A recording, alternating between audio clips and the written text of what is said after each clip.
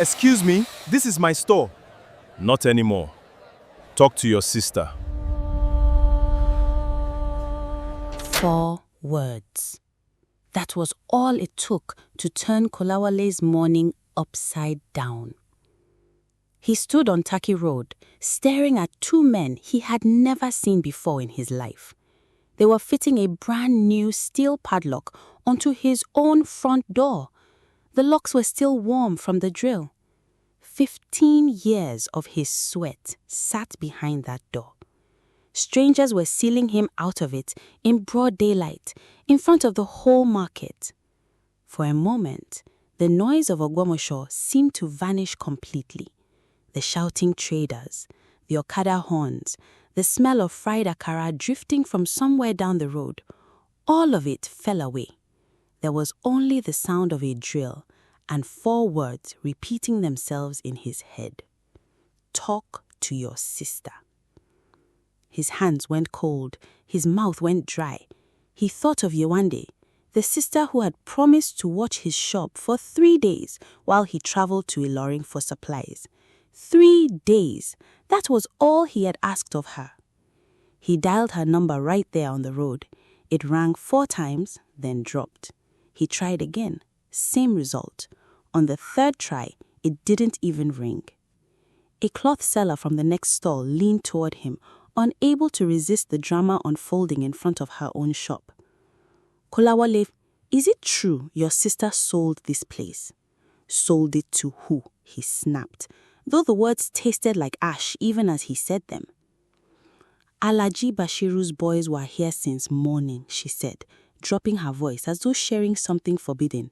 They came with a court letter and everything. Nobody argued with them. Kolawole didn't wait to argue with the men still drilling into his door. He climbed onto the back of an Okada and rode straight for his mother's house. His heart pounded harder with every bend in the road. His mind rejected every version of betrayal he could imagine. None of them fit the sister he thought he knew.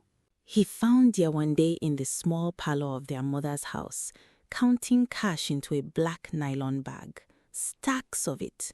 More money than either of them had ever held at once in their lives.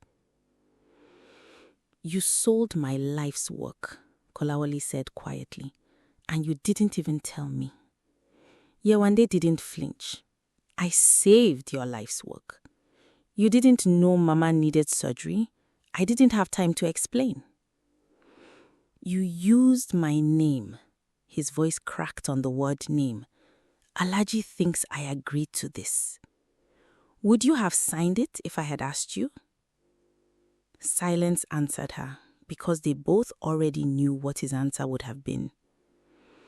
How much time did the doctors give her before the surgery had to happen?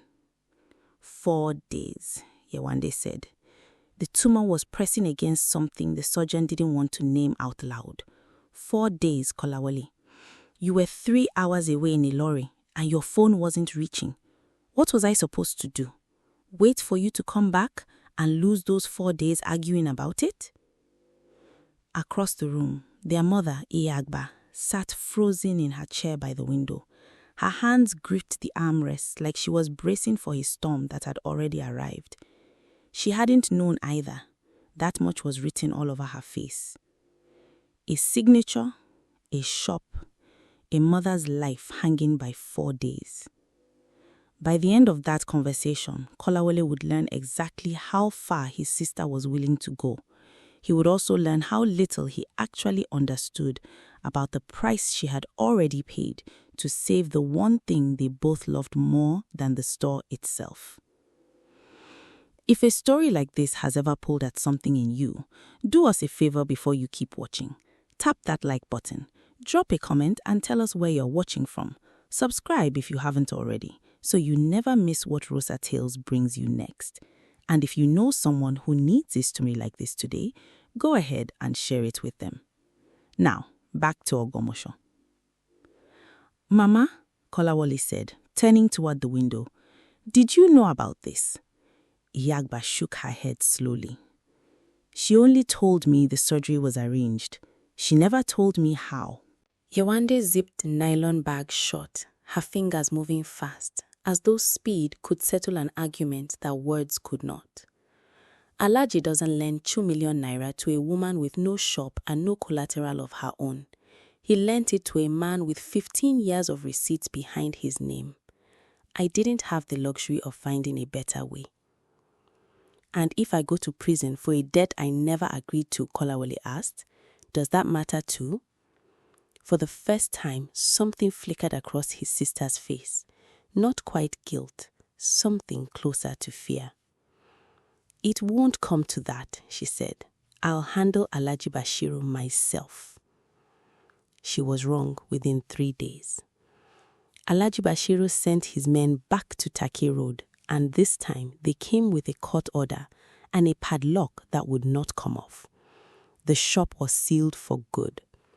The loan papers behind the seizure carried a signature that looked exactly like Kolawole's own handwriting. The same looping key, the same small dash under his surname, close enough to fool a bank teller, close enough to fool a judge. Kolawole hadn't touched that paper in his life, but somewhere in Ogbomoso, someone had made very sure it looked like he had. They came for him on a Tuesday morning while he was still brushing his teeth at the well outside his uncle's compound. 2 police officers stepped out of a patrol car parked just beyond the gate. Every neighbor within earshot found a reason to stop what they were doing and watch. "We need you to come with us," one officer said, holding up a folder. "There's a matter of 2 million naira and a forged agreement." Kolawole set his toothbrush down slowly. Forged by who exactly? I've never taken a loan from Alhaji Bashiru in my life. That's what we're here to find out. At the station, an officer slid the document across a metal table. "Explain your signature." Kolawole stared at it. It was close enough to fool anyone who hadn't watched him sign his own name for 20 years. "I never touched that paper," he said. "I was in Ilorin the day this was signed. Check my transport receipt. Check my phone records." "Then who signed it if not you?" His throat tightened. He knew the answer. He wasn't ready to say it out loud, not against his own sister, not with their mother's surgery still hanging in the balance. "I don't know," he lied.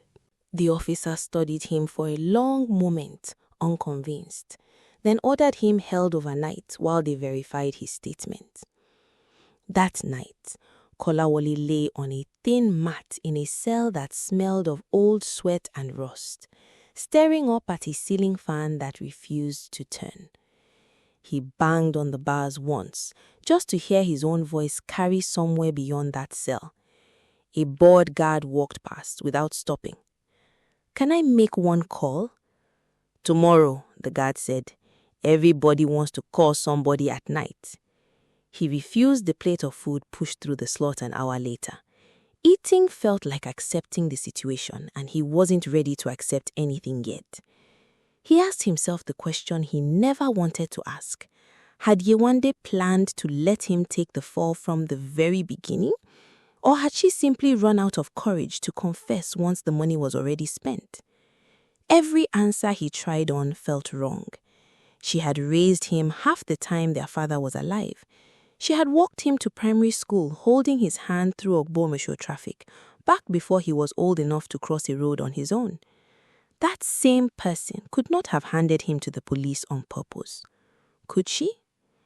By morning, he had no answer, only a stiff neck, a pounding headache, and a growing certainty that nobody outside those walls was rushing to save him.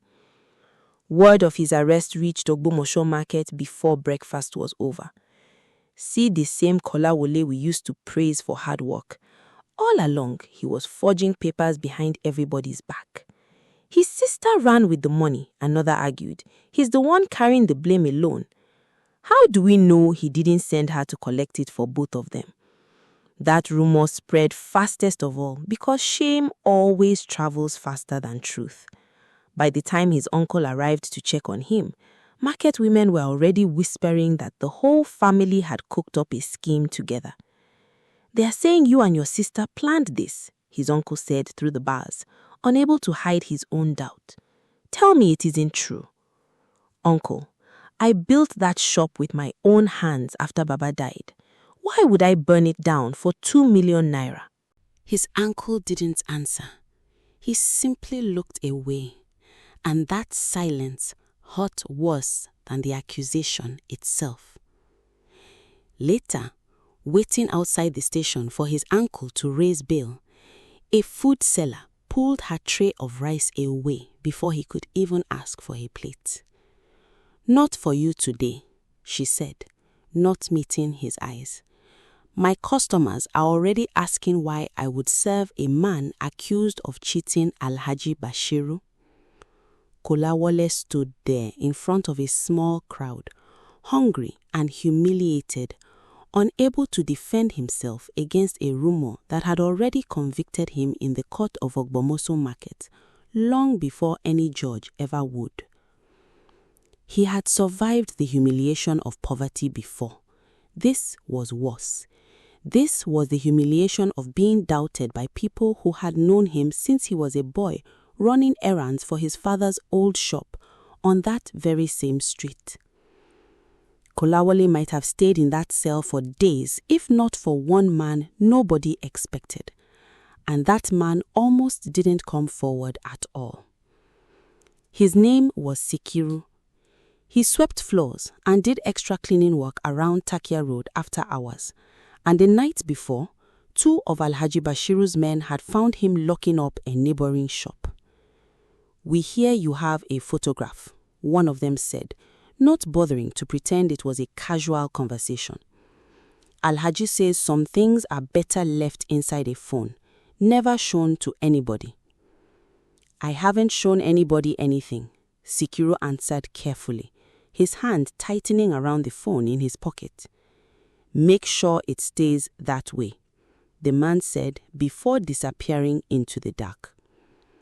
Sikiru barely slept after that.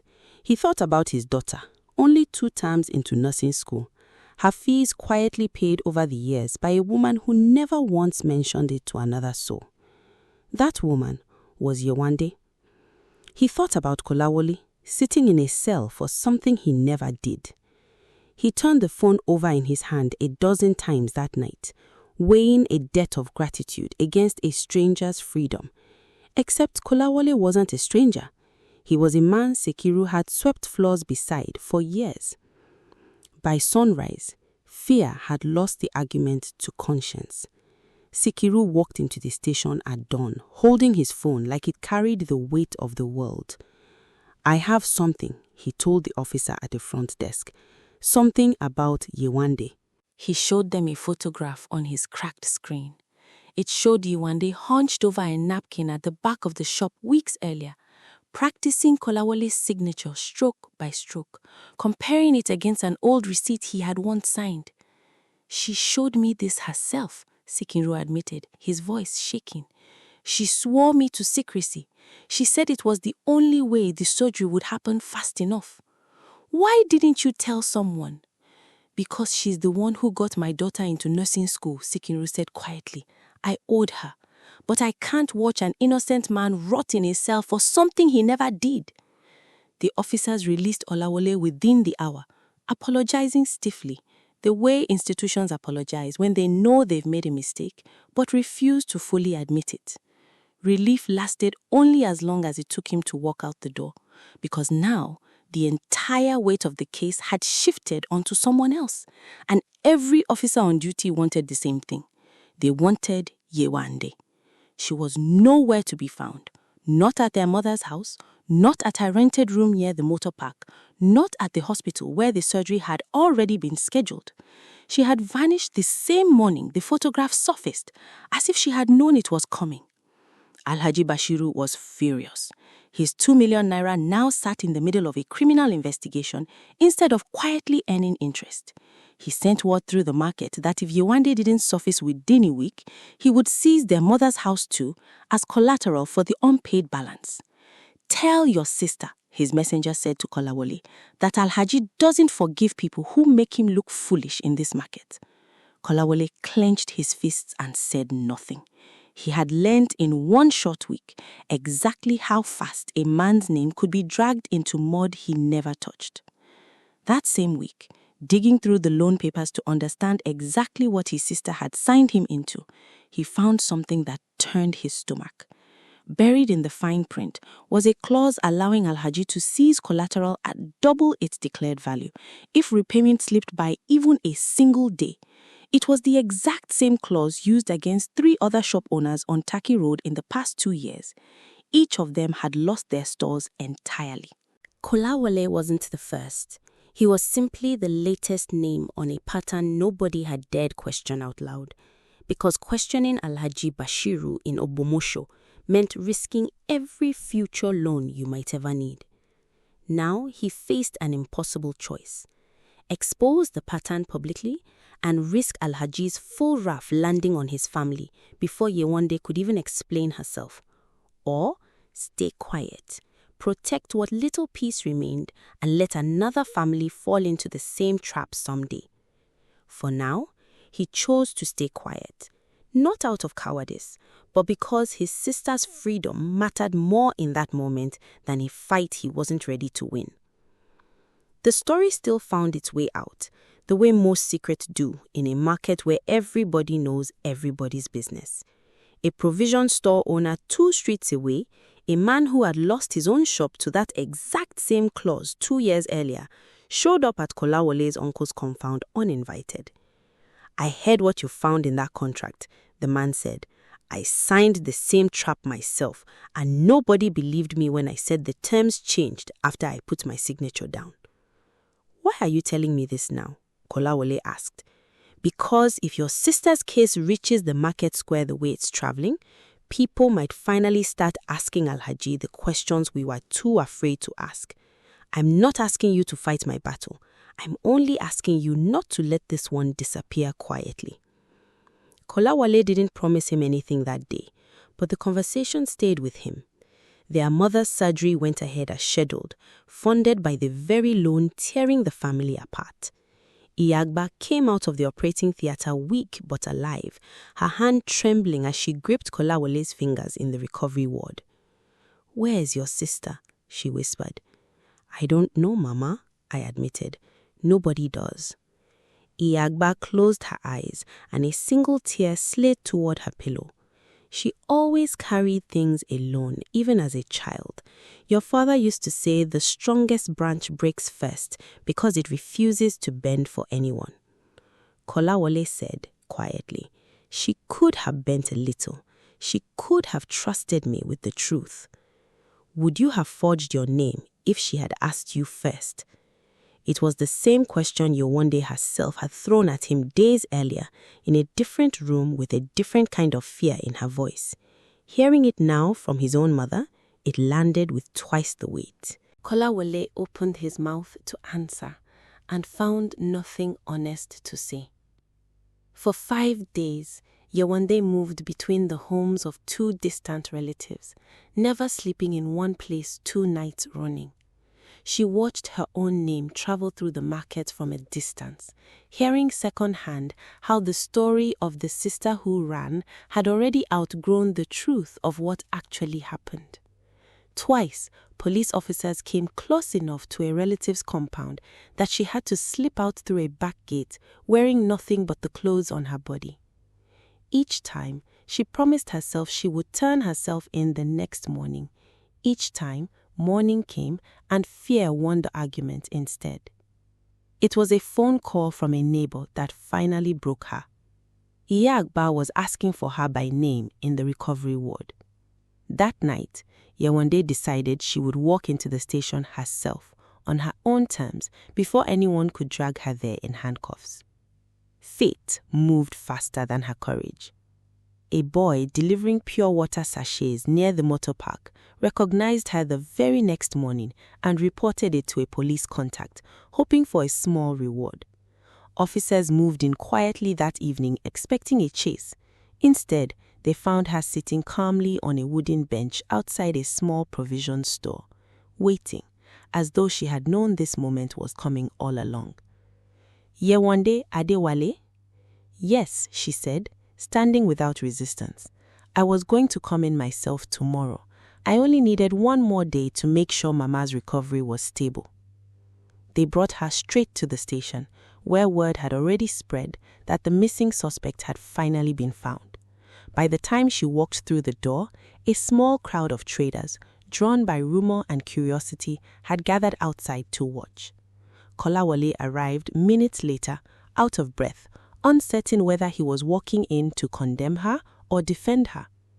An elderly market woman pushed her way to the front of the crowd, refusing to let a uniformed officer block her view. Whatever she did it for her mother. Let the ones with clean hands throw the first stone. Nobody answered her, but nobody argued either. Inside, Yewande stood before the officers with her chin raised, refusing a chair even when one was offered. "Arrest me," she said, "not him." The room went completely still. Yewande continued, her voice steady despite the tears building in her eyes. "I forged that signature because he would have refused, and if he had refused, Mama would have died waiting for a loan that never came. I chose her life over his shop. Given the same choice again, I would choose it every single time." An officer folded his arms. "Do you understand what you are confessing to? Forgery, fraud. This carries real prison time." "I understand," she said. "I've understood it every night since I signed that paper. I just decided some nights are worth losing sleep over." Kolawole stepped forward before anyone could reach for handcuffs. "Wait," he said. Every eye in the room turned to him. "Before anything else happens, I want to withdraw my complaint." The lead officer frowned. "She's still guilty of forgery, sir. Whether you press charges or not, this isn't only about you anymore. It's about Alhaji Bashiru's loan and the state's case." "Then let me speak to Alhaji Bashiru myself before anyone signs anything else." It took 2 hours, 3 phone calls, and 1 very impatient desk officer to arrange it. But by evening, Alhaji Bashiru agreed to meet them both at the station, curious enough about the spectacle spreading through Ogbomusho to see it for himself. He arrived without the entourage he usually traveled with and studied the siblings for a long moment before speaking. "So, this is the famous forgery. A woman who signs her brother's name to save her mother's life. Ogbomusho hasn't stopped talking about it since yesterday." "Sir," Yewande said, "whatever punishment the law demands, I'll accept it. I only ask that my brother's name be cleared completely. He knew nothing." Alhaji turned to Kolawole. "And you, your sister nearly destroyed your reputation and your shop. Why fight to protect her now?" Kolawole took in breath. "Because a signature can be forged, sir. Love cannot. Whatever she did it trying to save our mother, not trying to hurt me." He hesitated, then added the thing he had promised himself he might never say out loud. "I also found the clause in that contract, sir. The one about doubling collateral value overnight. I'm told I'm not the first shop owner on Taki Road to lose everything to that same line." Alhaji's jaw tightened. "That clause has served me well for a long time," he said carefully. "I won't apologize for the terms of my business." "I'm not asking you to apologize for your business," Kolawole said. "I'm only telling you that people are starting to compare notes, sir. Whatever happens here today, that conversation isn't going to stop." Alhaji studied him, then looked toward Yewande, who stood waiting for a sentence she believed she deserved. "I have built my business on strict terms," he said slowly. "Men who fail to repay me lose everything, and I have never apologized for that. But in 20 years of lending, I have never once met a debtor who lied to save someone else's life instead of her own pockets." He reached into his jacket, removed a folded copy of the loan agreement, and tore it cleanly in half in front of everyone in the room. "The debt is cancelled," he announced. Consider it my contribution to your mother's recovery." A murmur ran through the crowd outside. Within the hour, the story had already reached every corner of Ogbomoso, retold and reshaped a dozen different ways, though the ending never changed. With no complainant left willing to press charges, and no lender left demanding punishment, the officers released Yewade with only a formal caution on her record. Before we go any further, if this story has held you this close, do something for us real quick. Tap that like button, leave a comment, and let us know what you would have done in Kolawole's shoes. Subscribe if you're new here so you never miss the next one, and share this with someone who needs a good story today. Alright, let's get back to Ogbomoso. Outside the station, brother and sister stood facing each other for the first time since that first confrontation in their mother's parlor. "I'm sorry," Yewade said quietly. "I should have trusted you enough to tell you the truth instead of deciding for both of us." "And I'm sorry I let you carry that decision alone," Kolawole answered. "You shouldn't have had to choose between Mama's life and my shop in the first place." Neither of them mentioned it again after that night, though the memory never fully left either of them. 3 weeks later, Kolawole opened his shop on Taki Road. The same steel shutters rolled up to the same morning light that had greeted him for 15 years. This time, Yewande stood behind the counter beside him, sorting fresh stock with the same quiet focus she once used to count stolen naira notes. Sikiru returned too, sweeping the same floor he always had, walking a little taller now, having proven where his loyalty stood when it mattered most.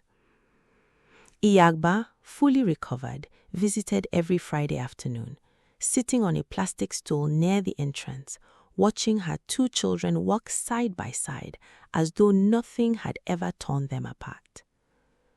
The provision store owner, who had once lost his own shop to Alaji's feeding clause, came by one afternoon, not for supplies, but simply to shake Kolawole's hand.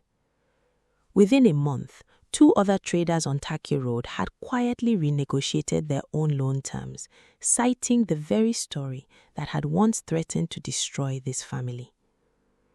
Some nights, Yewande still woke early out of habit, half expecting a knock at the door.